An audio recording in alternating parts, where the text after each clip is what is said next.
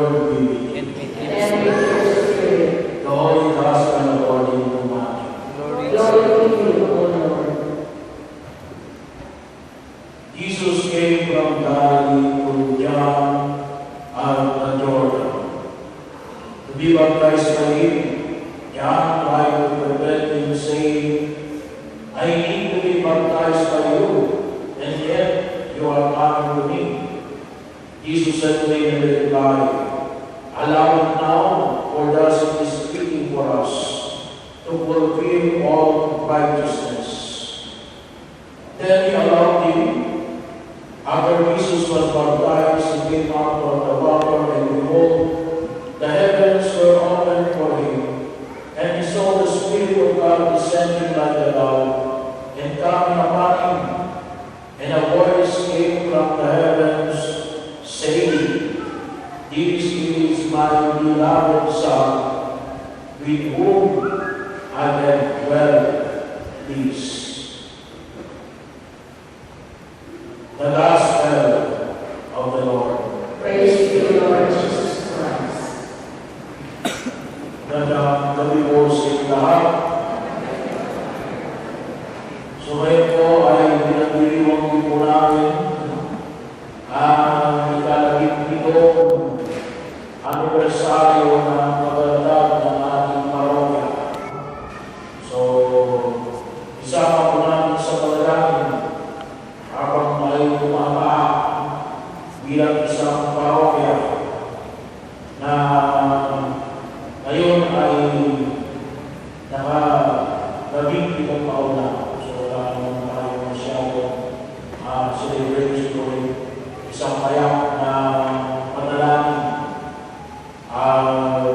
Sa mamaya po ay may ilang installation at kalinuwa para magkakawa ng spa. Pero ito yung patuloy natin dito na nawa ay lumago ang pananampalataya ng mga nasasakupan ng parokya. Kasi yung pinakadahilan kaya nagkaroon tayo ng bagong parokya at tawagin natin ngayon ay St. Martin de Porres Parish na sabi namin for the salvation of souls, salus animal. So bahagi ko na kung saan ay sa araw na ito ay tayo tinutulungan ko kaya para sa isang dakilang kapistahan. Ang dakilang kapistahan na pagbibigan kay Jesus. Ito po yung simula ng ordinaryong panahon. Ordinary time. Tapos na ang panahon na kapaskuhan sa Itolia ng simbahan kahapon. Yung uling araw na ang kapaskuhan sa Itolia ng simbahan. Ngayon po ay simula na ordinary time. At ito ay sinisimula every sa dakilang kapistahan na pagbibigyan kay Jesus. Sabi na namin bakit pagbibigyan sa Jesus? Kailangan pagbibigyan sa Jesus. Kung may ina po namin sa ibang yung pinahayag, kahit na mo si San Juan Bautista. Sabi niya, bakit ikaw ang umalang sa akin ako? Dapat sa lalaki sa iwa ang pagbibigyan mo.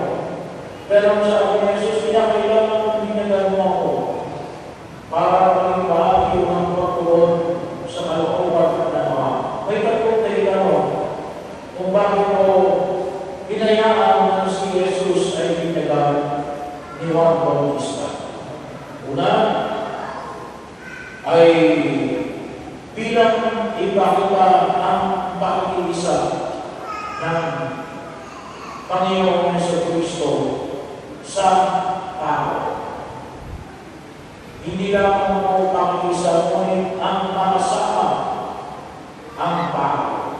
Nais niyang ipahayag sa atin na siya ay ang Diyos na hindi yung Diyos na malayo o hindi Diyos na naging tao at naranasan niya ang lahat ng naranasan ng tao, maliban lamang sa isa, sa kasalanan. Naranasan niya ang anumang very danasin ng tao. Kasama na doon yung tinatawag po natin kamatayan. Ang gusto ko, ang pakikisamay ko sa ng Diyos sa tao ay ang binyag ng kamatayan.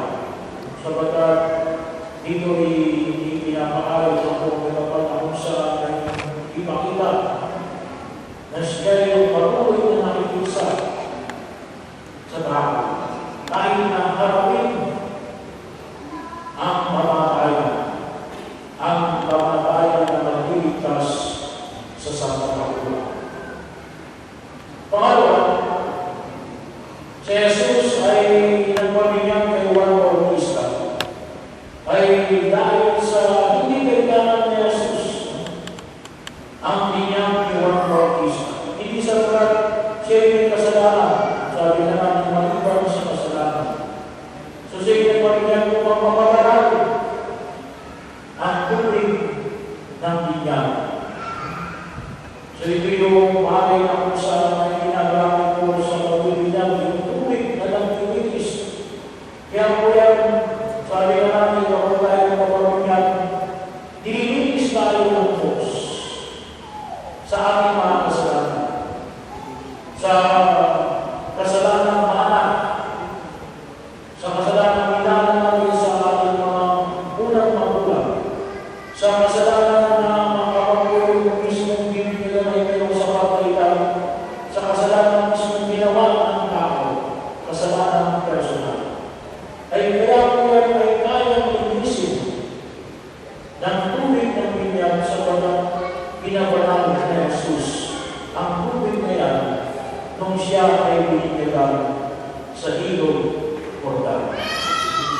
At mag-iwan naman ako sa itagla na kaya ng Diyos na pawigin ang anumang uri ng kasalanan at ang kaatibat ng sumpa ng kasalanan, ang kahirapan at kamatayan. Ito po yung pag-anapan ng pinahayag ko sa unang pagbasa ko ng pinapakita sa akat ng Propeta Isaias. Ikaw, yung pag-anapan ko ng pinahayag ni Propeta Isaias, ikaw ang magmumulat sa mga mata ng magulang. Ikaw ang magpapalaya sa mga biha, ang magpapalaya sa mga kulay, ang magdadala ng mabuting balita ng kaligtasan sa mga luha.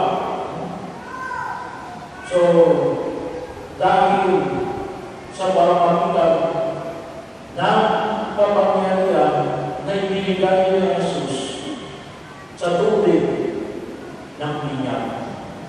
Pangatlo, ay dahil nais ko niya ipagtibay sa atin ang karangalan na itinagkaroon ng Diyos sa sino mang bininyagan.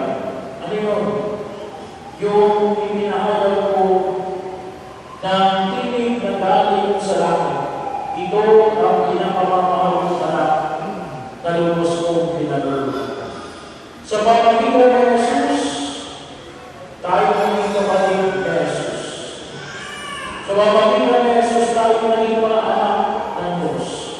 Kung paano siya ay ipinahayag na siya ang anak ng Diyos sa pamagitan ng mga tayo naging mga anak na angkon ng Diyos. Sabi ko natin, ito yung pinakadahilan kung bakit tayo ay nagkakawawa. Hindi ba tayo akong kasalanan? Kaya tayo nagkakawawa ay sabagat tayo ay gawain ito ng isang anak ng Diyos. Gawain ito ng piniligtas ng Diyos. Kaya kung tayo gumagawa ng mga bagay na ipinabubulos ni Jesus, dahil ikaw ay anak ng Diyos. Bakit ba hanggang mapapagawa sa mga nakakasalasin sabagat ikaw ay hindi lamang anak ng tao, ikaw ay anak ng Diyos. Bakit ka umiiwas sa kasalanan? Sapagkat hindi ka alam ng demonyo. Hindi ka alam ng diablo. Ikaw ay anak ng Diyos. Kaya, iiwas sa kasalanan. Ito yung pinakakailan, ito yung tapat na yung pinagkakaroon sa akin. Yung pinakakailan, kung bakit natin inutukulan, yung pagpapahayag ng buong may baba. At dito nakasalanan, sabi na natin, yung biyaya na yung pinagkakaroon sa niya, ang buhay na wala ng hanggan. Dito, yung yaman, sabi na natin nakakawang yaman at lakas ng mga tunay na tagasunod ng ating Panginoon sa Kristo bilang anak ng Diyos. Ano po yung ibig natin itulog sa laban ko kapag na nawa ko ay lubos natin pamawahan, maramdaman natin yung isang biyaya na patuloy niyang pinaalala ko sa araw na ito. Ang biyaya ng karangalan na mapabilang sa kanyang kaharian, mapabilang sa angkan ng Diyos. Kaya, hayaan natin na tunay natin na namin yung kakulang na itinahayag ko sa banal ng kasulatan. Sabi ko ko, ako'y anak ng Diyos. Isa pa nga po, ako'y anak ng Diyos. Ako'y pinalulugan ng Diyos. Ako ay mahal ng Diyos. Huwag mo natin kalimutan, sabi na natin, kung isa sinasabi natin, kung bakit ito, nakagawa ito kasi, ay, anak yan ng mayor, anak yan ng senador, anak yan ng presidente. Pero huwag natin kalimutan, isang biyaya na pinagkaroon sa atin ng buong baba. Sa sakramento ng Binyan, tayo ay itinulit niya anak niya. Tayo ay naging anak. So, yung bahagi naman sa ating pagkahat ko namin sa bagong taon ay 2014, huwag natin kalimutan na ang Diyos ay ang Diyos na palaging nakikisa sa atin. Ang Diyos na palaging dumadami sa atin. Ang Diyos na palaging kasama natin. Na sa pagkakilan mo ng hindi namin ang pagkahat na ito sa pagkakibang ng kagustahan ng pagpipinyan ng Jesus, huwag namin kalimutan na ito yung Diyos na nagpapalaan sa tubig ng bigat na nagpapalala tayong buhayin ng Diyos ang anumang pagkakasala ng tao. Kaya kaya niyang ibigay sa atin ang langit.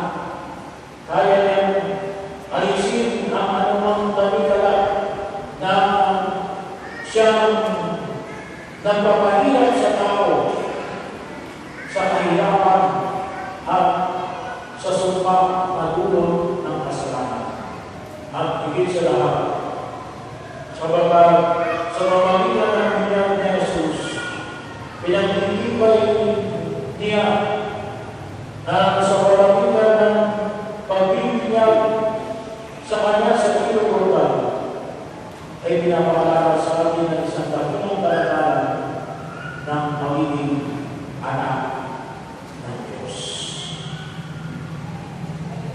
Ating po sasagot